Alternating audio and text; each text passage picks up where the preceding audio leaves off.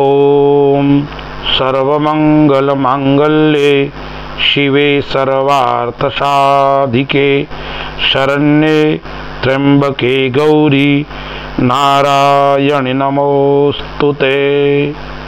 भगवती जगज्जननी माँ दुर्गा के चरणों में वंदन प्रणाम और सभी भगवती के भक्तों को चैत्र नवरात्रि की मंगलमय शुभकामना। दर्शक मित्रों, चैत्र नवरात्रि यानी चैत्र शुक्ल प्रतिपदा से नवमी तक यानी 9 अप्रैल 2024 मंगलवार से 17 अप्रैल 2024 राम नवमी बुधवार तक जो पर्व होता है उसको बोलते हैं चैत्र नवरात्रि यानी वासंती यानी शयनाख्य नवरात्र। हमारे वहाँ 2 नवरात्र होते हैं, वैसे तो 4 होते हैं, 2 गुप्त होते हैं। चैत्र मास की नवरात्रि और आश्विन मास की नवरात्रि जिसको शारदीय नवरात्रि बोलते हैं और इसको वासंतिक नवरात्रि बोलते हैं। नवरात्रि का मुहूर्त क्या है, घट स्थापना का समय क्या है, कैसे करना चाहिए, किस प्रकार से पूजन करना चाहिए, यदि आपके पास में संभव हो तो श्रेष्ठ विद्वान को बुलाकर आप पूजन आदि करवा सकते हैं। लेकिन सर्वत्र विद्वान ब्राह्मण उपलब्ध नहीं होते हैं, सब जगह संभव भी नहीं हो सकता है, तो हम स्वयं कैसे कर सकते हैं माँ का पूजन, कैसे भगवती से आशीर्वाद प्राप्त कर सकते हैं, कैसे हमारे जीवन के अंदर उन्नति, समृद्धि, सुख और कुल देवी का आशीर्वाद प्राप्त कर सकते हैं, हमारे परिवार में कैसे आनंद हो, हमारे धन की कैसे वृद्धि हो, हमारे व्यापार के अंदर कैसा लाभ हो, हमारी संतान किस प्रकार से उन्नति को प्राप्त करे, हमारे जीवन के अंदर सुख कैसे प्राप्त हो, यह सब भगवती की कृपा से होता है, कुल देवी की कृपा से होता है। आइए हम जानते हैं, आइए हम कुछ नवरात्रि के बारे में विचार करते हैं, किस प्रकार से पूजन करना चाहिए, किस प्रकार से यजन करना चाहिए, उसके बारे में और कब करना है। चैत्र शुक्ल प्रतिपदा संवत 2081 का प्रारंभ 9 अप्रैल 2024 और मंगलवार के दिन। भगवती की स्थापना कब करनी है, तो एक तो हमारे वहां अभिजित मुहूर्त है।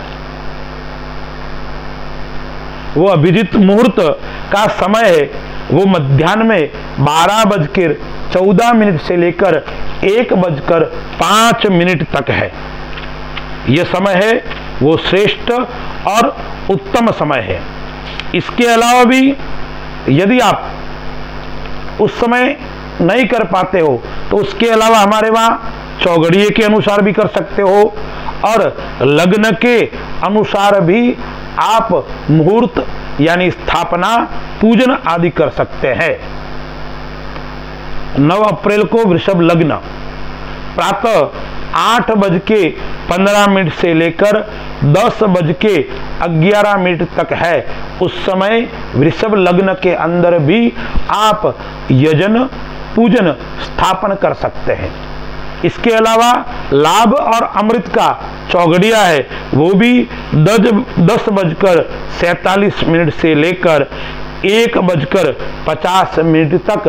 तो अपन यह कह सकते हैं सबको मिलाकर प्रातःकाल 8:15 बजे यानी 8:15 से वृषभ लग्न, फिर लाभ का चौघड़िया, अमृत का चौघड़िया और उस समय साथ में अभिजित मुहूर्त यानी 1:50 तक 8:15 से लेकर 1:50 तक मुहूर्त हम घर के अंदर कर सकते हैं। यदि आप अभिजित के अंदर करना चाहते हो तो मैंने बताया आपको 12:14 से लेकर 1:05 तक यह मुहूर्त का समय है। कैसे करना चाहिए, किस प्रकार से करना चाहिए, उसकी जानकारी भी मैं आपको थोड़ी देता हूं।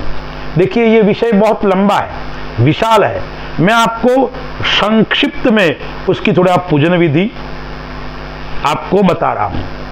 पहले तो हम जहां पूजन करते हैं, जहां माता जी की स्थापना करनी है, वो सुंदर स्वच्छ स्थान होना चाहिए। वैसे हम घर के अंदर करते हैं तो पूजा स्थान अच्छा ही होता है, श्रेष्ठ ही होता है। कोई कोई लोग तस्वीर के जो माता जी की होती है उसका पूजन करते हैं, कई लोग त्रिशूल सिंदूर से लगाते हैं, और आजकल तो रेडीमेड भी बाजार में मिलने लगे, उसको लगाकर पूजन करते हैं। कोई लोग घर के अंदर माता जी की मूर्ति है उसका पूजन करते हैं। ये सब कर सकते हो, जैसे आपके अनुकूल हो ऐसा। इसके अंदर घट स्थापना का विशेष महत्व है। तो हमें पहले तो दिशा की जानकारी होनी चाहिए। पूजा करते समय हम कौन सी दिशा में हमारा मुंह होना चाहिए, ये कई लोग भ्रमित हो जाते हैं।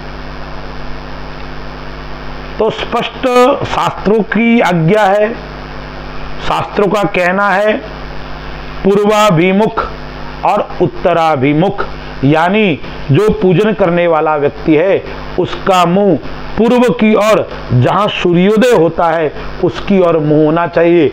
यानी पूजा करने वाले का मुंह पूर्व की ओर होगा तो भगवान का मुंह पश्चिम की ओर होगा। फिर उत्तराभिमुख, यानी पूजा करने वाला उत्तर की ओर मुंह रख के पूजा करे, यानी पूजा करने वाले का मुंह उत्तर की ओर और भगवान का दक्षिण की ओर। यही पूजा के लिए श्रेष्ठ स्थान है। ईशान कोण हो तो अति उत्तम है, पूर्व और उत्तर के बीच का। फिर दर्शक मित्रों, पहले हमें स्थान का चयन, दिशा का चयन और उसके बाद में सामग्री का एकत्रीकरण। वैसे भगवान की पूजा पंचोपचार भी होती है, दशोपचार भी होती है, षोडशोपचार भी होती है और राजोपचार भी होती है। पंचोपचार मतलब 5 वस्तु से गंध, पुष्प, धूप, दीप, नैवेद्य। फिर दशोपचार है, फिर षोडशोपचार है और फिर राजोपचार, उसमें छत्र, चामर, पादुका, ध्वजा, ये सब चांदी के होते हैं। यानी राजा महाराजा जो पहले करते थे उसका नाम राजोपचार है। तो मैं आपको सरल विधि बता देता हूं। दिशा का चयन आपको बता दिया। एक सुंदर चौकी लेनी चाहिए, उसके ऊपर बढ़िया लाल आसन, लाल कपड़ा बिछाना चाहिए। फिर अक्षत से आप अष्टदल बना सकते हो तो भी बनाइए, या स्वास्तिक भी बनाइए, और मध्य में कलश को स्थापना करना है तो वह चावल की एक डगली भी करनी है।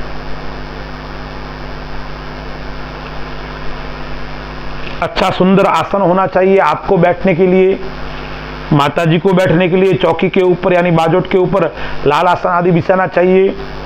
घी का और तेल का दीपक आप करो तो उत्तम है, अन्यथा घी का तो करना ही करना है। आपके दाहिनी और घी का दीपक, आपके बाई और तेल का दीपक। मैंने एक दीपक के बारे में भी पूरा वीडियो बनाया है, आप मेरे YouTube चैनल पर जाकर उसको देख सकते हैं। कौन सा दीपक श्रेष्ठ है, कैसा दीपक होना चाहिए, घी का होना चाहिए, तेल का होना चाहिए, कौन से तेल का होना चाहिए, पूरी संपूर्ण जानकारी मैंने इसमें दी गई है। तो दाई और घी का दीपक, बाई और तेल का दीपक। पूजन सामग्री आपको एकत्रित करनी है। एक अच्छी थाली हो, छोटी छोटी उसके अंदर कटोरी यानी बाउल हो, कुमकुम, चंदन, चावल, अबीर, गुलाल, मौली, धूप, दीप, लौंग, इलायची, सुपारी, भगवान के लिए पान, गुड़, मिष्ठान्न, फल, पुष्प, पुष्पमाला, कलश स्थापन के लिए कलश तांबे का हो या चांदी का हो या मिट्टी का हो, कलश के अंदर डालने के लिए पान के पत्ते, सर्वौषधि, मिट्टी, जव, खुले पैसे, पंचरत्न, पंचधातु, सर्वौषधि, इस प्रकार की सामग्री आपको एकत्रित करनी चाहिए। नारियल, रक्त वस्त्र, इस प्रकार की सामग्री आप यदि एकत्रित करके, उसके अंदर 5 प्रकार के पत्ते भी होते हैं, यदि उपलब्ध हो तो अच्छी बात। यानी कौन से आम का पत्ता, पीपल का पत्ता, वट का पत्ता, पाकड़ का पत्ता और गुलर का पत्ता। आजकल पान जो अपन खाते हैं उसके पत्ते भी मिलते हैं, अशोक के पत्ते मिल जाते हैं, पीपल के पत्ते मिल जाते हैं, आम के पत्ते भी मिल जाते हैं। नहीं हो तो आम के पत्ते हो तो भी चल जाएंगे अकेले 5, पीपल के पत्ते चल जाएंगे, अशोक के पत्ते चल जाएंगे, जो आपके वहां साधारणतः उपलब्ध होता है। उस संपूर्ण सामग्री को आपको एकत्रित करना है।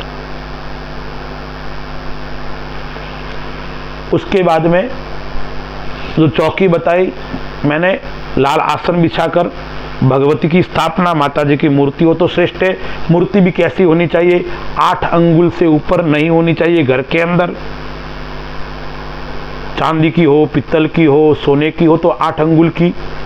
तस्वीर हो तो कितनी भी बड़ी हो सकती है, छोटी हो सकती है। गणपति की मूर्ति भी, यानी गणपति महाराज का प्रथम पूजन करना है। पहले शरीर को शुद्ध करना है। उल्टे हाथ में जल लेके आपको अपने शरीर को पवित्रीकरण करना है। 3 बार जल को पान करना है, यानी आचमन करना है। और हम जिस देव का पूजन करते हैं उस देव को मन में बारंबार याद करना चाहिए।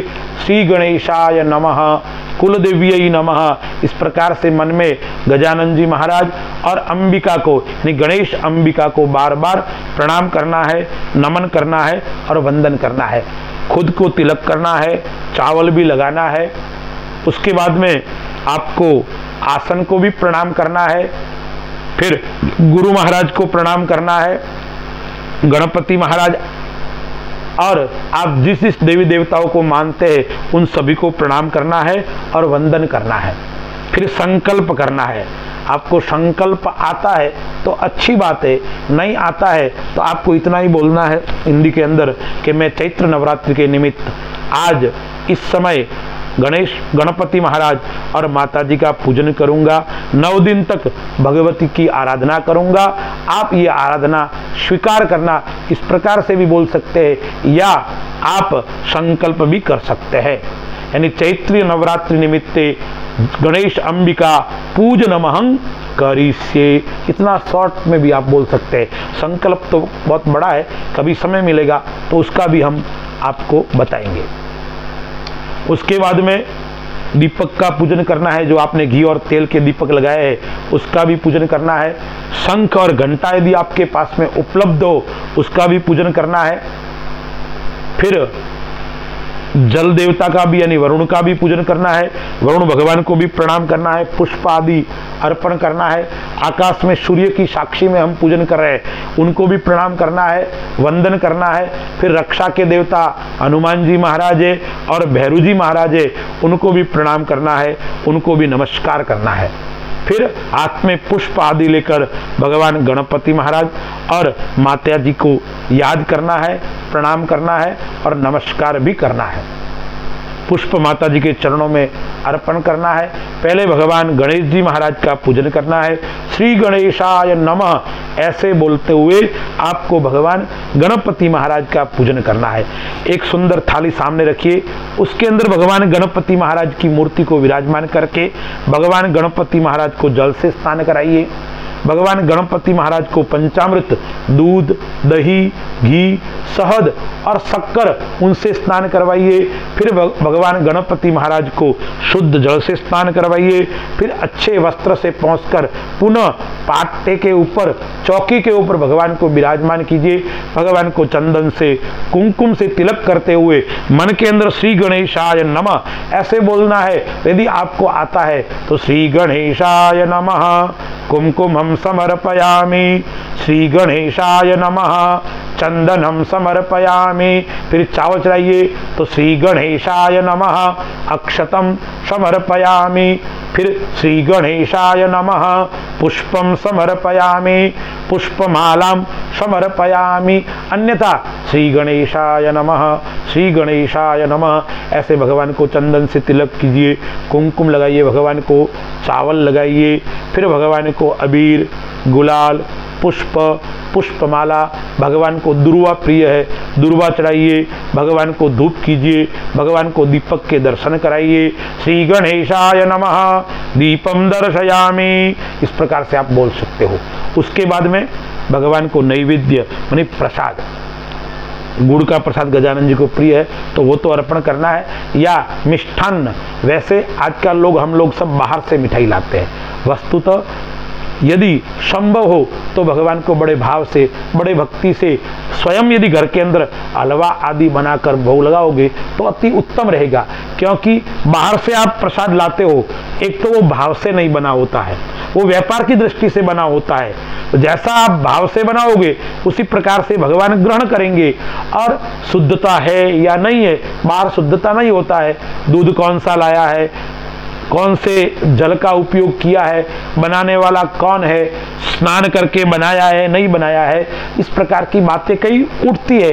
तो वस्तुतः हमें घर के अंदर ही प्रसाद बनाना चाहिए। भगवान तो भाव के भूखे है, भगवान तो प्रेम के भूखे है। यदि भाव से भगवान को आप घर पे प्रसाद बनाकर यदि आप भोग लगा सकते हो, आप गुड़ का भोग लगाइए, हलवे का भोग लगाइए, अन्य अन्य मिष्ठान आपको आते हैं तो उसका भोग भी भगवान को आप लगा सकते हैं। फिर भगवान को लौंग इलायची आप अर्पण कीजिए, फिर भगवान को फल अर्पण कीजिए, फिर भगवान को दक्षिणा अर्पण कीजिए, फिर भगवान की परिक्रमा कीजिए, गणपति महाराज की आरती कीजिए और फिर भगवान से आशीर्वाद मांगिए।